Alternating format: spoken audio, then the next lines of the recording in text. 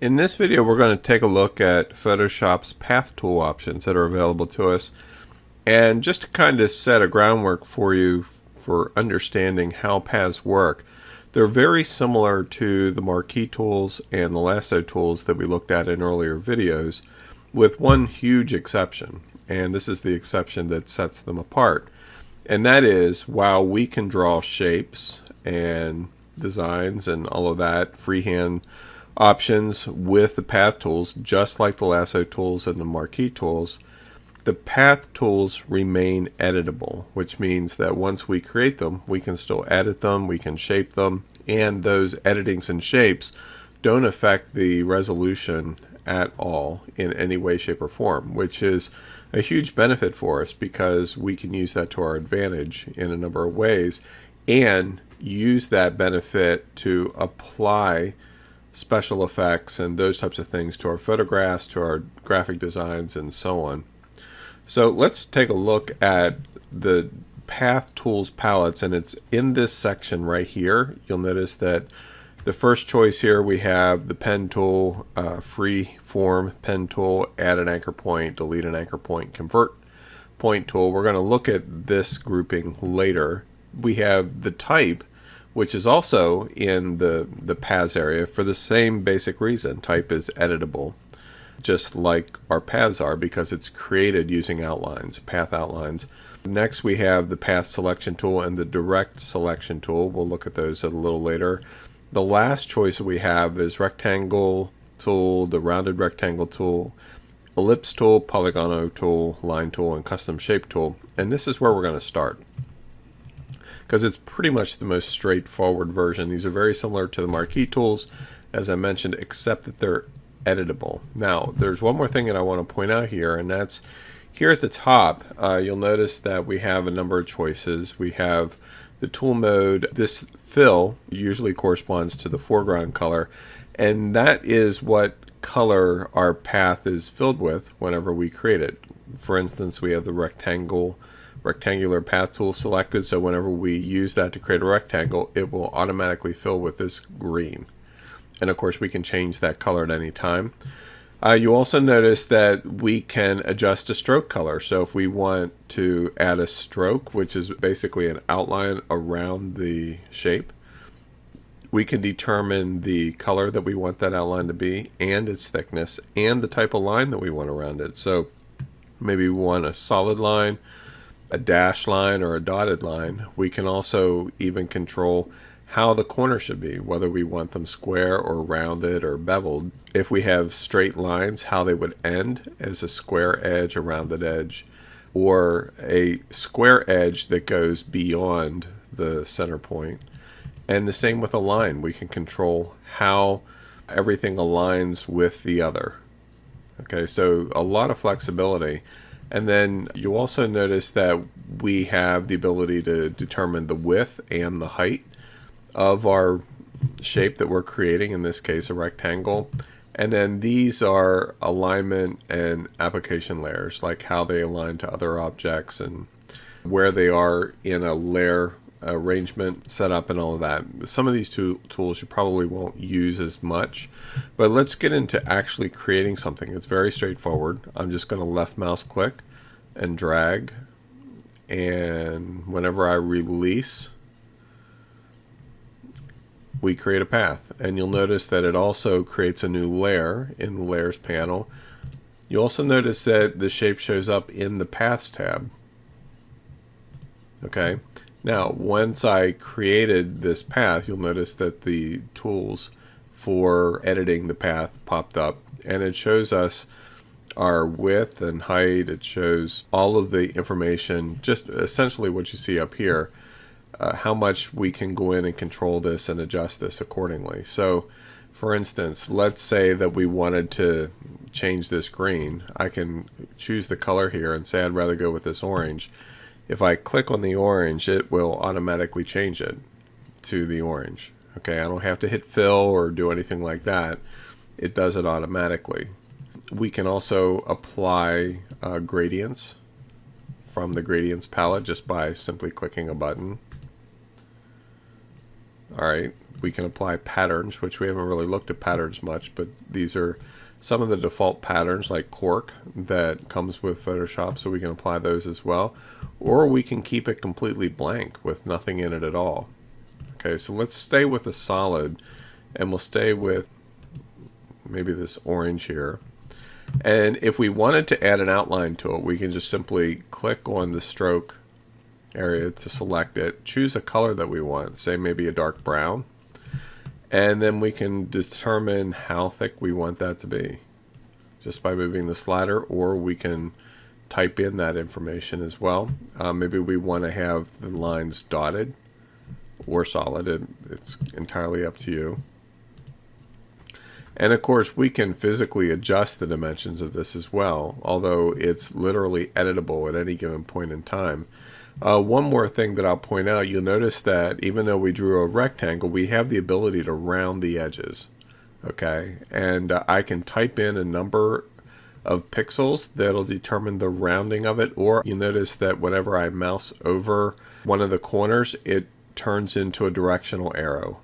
Because this button here in the middle is clicked, this constricts the proportions, and so everything is linked together, as you can see. So watch what happens if I just left mouse click and drag.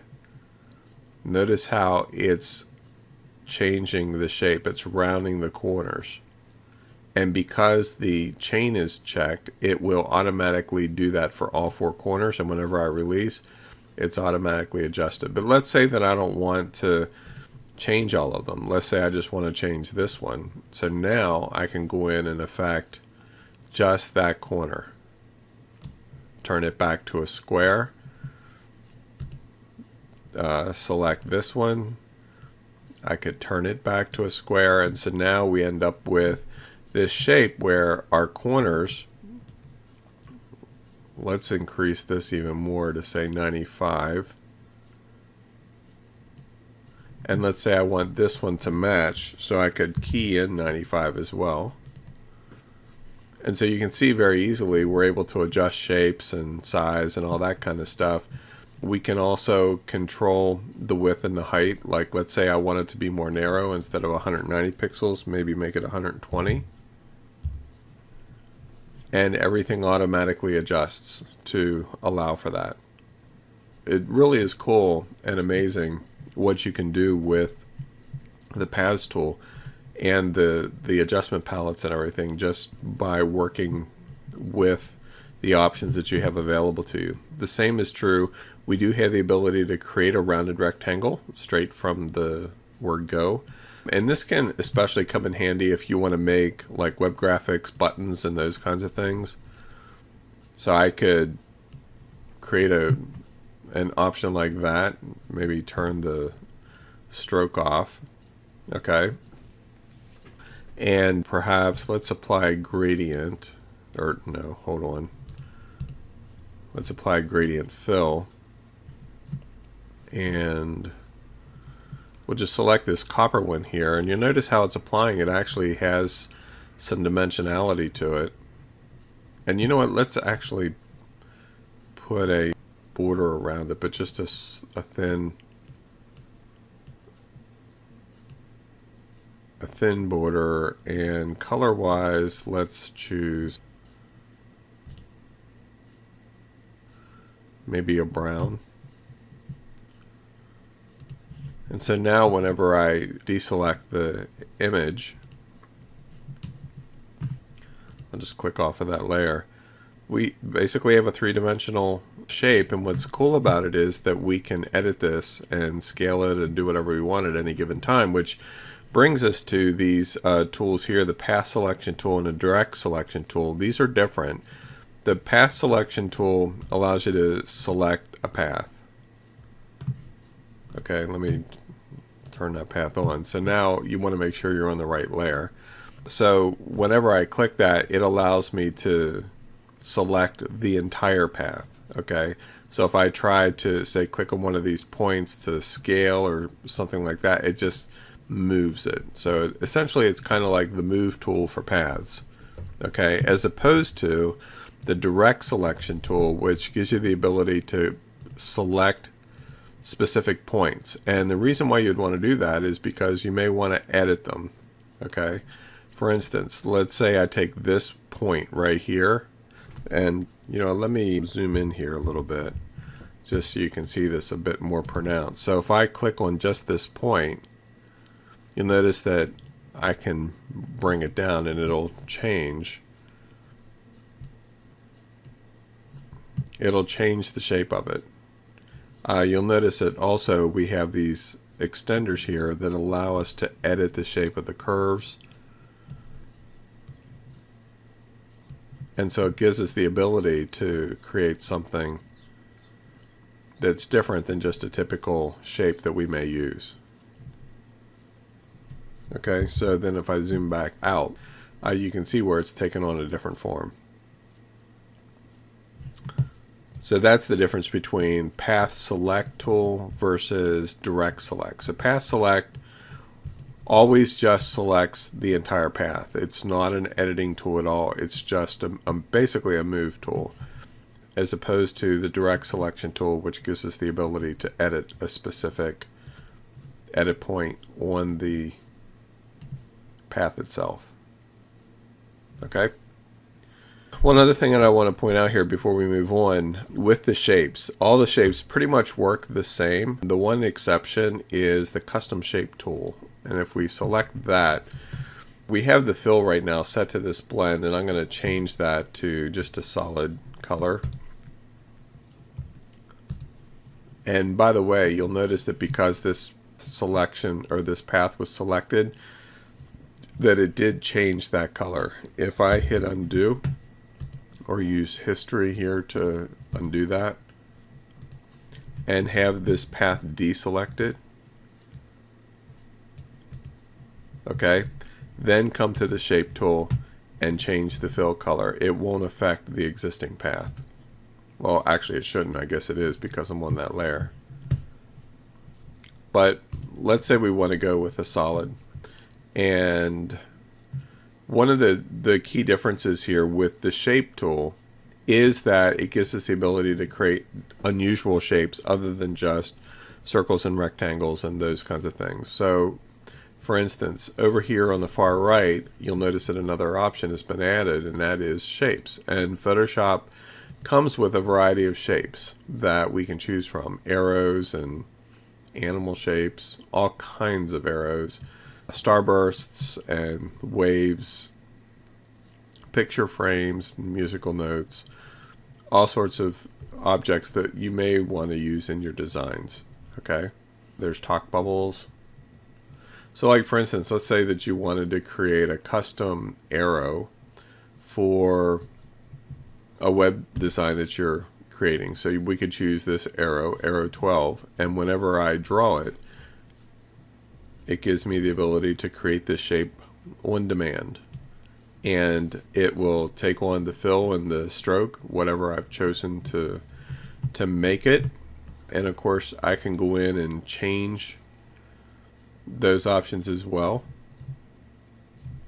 I can change the color to, say, a red and make the stroke black. Okay. We could even add to the fill, we can make it a gradient. So let's say, click on the white here and make it a red. Notice that we can also change the angle. It's a linear blend and it's set at 90 degrees. I can just tick this around to right here to 0. And so now the red is starting on the right and blending to the black. If I double click the black, I could change it to maybe a darker red. Change this to a lighter red. So, a lot of flexibility that we have in editing these colors, even in the custom shapes. And as long as this shape is chosen and you have the custom shape tool selected, you can draw as many arrows as you want. And you'll notice that they will always still point to the right. And you might think, well, what if I don't want them to point to the right? Well, that's okay. If you come up to edit and transform, you notice that before, whenever we were using the transform, it was for pixel-based objects, like the marquee tool that we were using. We were adjusting those. Now you notice that it says transform path, and so we can actually choose rotate and rotate the path around, and then hit enter to apply it, and so now our arrow is pointing up. Okay, so those are the shape tools.